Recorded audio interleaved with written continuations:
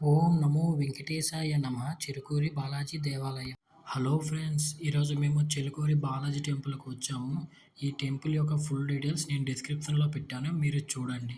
ఇలా లోనికి రాగానే మనకి రైట్ సైడ్‌లో శివాలయం ఉంటుంది. చాలా బావుంటుంది. మీరు వచ్చేటప్పుడు శివాలయాన్ని దర్శించుకోండి. అక్కడి నుంచి కొద్దిగా ముందుకు రాగానే మనకి రైట్ సైడ్‌లో అండ్ లెఫ్ట్ సైడ్‌లో రూమ్స్ అండ్ హోటల్స్ అవైలబుల్ ఉంటాయి. మీరు హైదరాబాద్ నుంచి కాకుండా వేరే చోట్ల నుంచి వచ్చినట్లయితే మీరు ఇక్కడ ఎక్కడైనా స్టే చేయవచ్చు. మనకి రూమ్స్ కూడా బడ్జెట్‌లోనే దొరుకుతాయి. మీరు 2, 3 రూమ్స్ చెక్ చేసుకొని మీ బడ్జెట్‌లో ఏ రూమ్ ఉందో ఆ రూమ్ తీసుకోవచ్చు. అక్కడి నుంచి కొద్దిగా ముందుకు రాగానే మనకి ఫ్రూట్స్ దొరుకుతాయి. ఇక్కడ ఫ్రూట్స్ చాలా బావుంటాయి. మీరు కూడా ఒకసారి టేస్ట్ చేయండి. మేము ఈరోజు వీక్‌డేలో వెళ్తున్నాం కాబట్టి రోడ్లయితే చాలా ఖాళీగున్నాయి. అదే సాటర్‌డే, సండే అయితే మీకసల ఈ రోడ్ అసల ఖాళీనే ఉండదు. ఇక్కడ బైక్ పార్కింగ్‌కి రూ. 10, కార్ పార్కింగ్‌కి రూ. 20 తీసుకుంటారు. ఇక్కడ మేము వీడియో తీస్తుంటే ఇక్కడ చూడండి ఈయన ఎలా అంటున్నారో. మేడం ఏం చేస్తురా మా అమ్మ వాళ్ళెంత చెప్పినా అక్కడ వీడియో అయితే మేము తీయకుండా ఆపలేదు. ఇక్కడ కొబ్బరికాయలు రూ. 40 చెప్తారు ఈచ్ కొబ్బరికాయ. మీరు ఇంటికాంచి తెచ్చుకోవడం చాలా బెటర్. అండ్ ఇక్కడ మీరు బైక్ పార్క్ చేసేటప్పుడే మీకు అక్కడ కొబ్బరికాయలు అమ్మేవాళ్ళు మీతో పాటు వచ్చేస్తారు. అది కాస్త చూసుకోండి వాళ్ళతో. ఇక్కడ మీరు బయట చూస్తున్నారు కదా! ఈ ఏరియాలోని వీక్ డేస్‌లో వస్తే ఇక్కడే ప్రదక్షిణాలు చేస్తారు. ఇలా మనం లోనికి వెళ్ళాలి ఇప్పుడు మనం.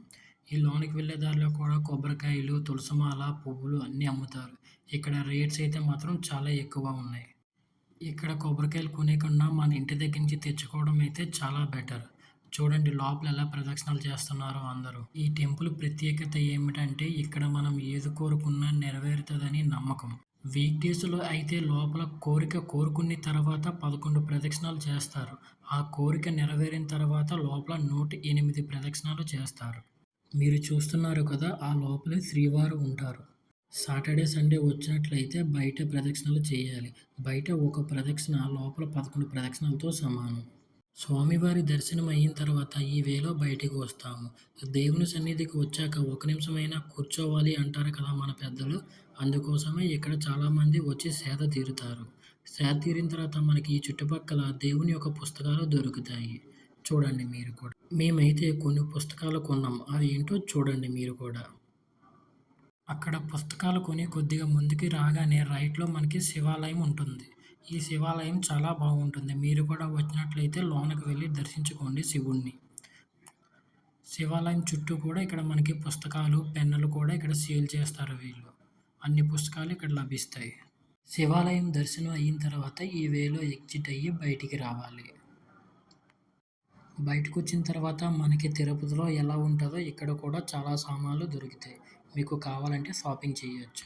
ఇది టెంపుల్ ఎంట్రన్స్. ఇంతకుముందు ఈ వేలో పంపించేవారు అందరిని లోపలికి. ఇప్పుడు ఈ వే క్లోజ్ చేశారు. వేరే వే అనేది యూజ్ చేస్తున్నారు. చూడండి ఇక్కడ కూడా మనకి కొబ్బరికాయలు అన్నీ దొరుకుతున్నాయి. చూడండి. కాకపోతే ఇక్కడ కొనకుండా ఇంటికాడ తెచ్చుకోవడానికి ట్రై చేయండి. కొబ్బరికాయలు గానీ, అరటిపళ్ళు గానీ ఏవైనా కూడా. ఇక్కడ రేట్ అనేది చాలా ఎక్కువగా ఉంది రేటు. ఇప్పుడు మనం స్వామివారి పుష్కరిణి దగ్గరికి వచ్చాము. చూడండి ఇదంతా స్వామివారి పుష్కరణ. ఇదైతే చాలా లోతుగా ఉంది. లోనకెళ్ళడానికైతే ఎంట్రన్స్ లేదు. ఇక్కడ ఎంట్రన్స్ అనేది క్లోజ్ చేశారు.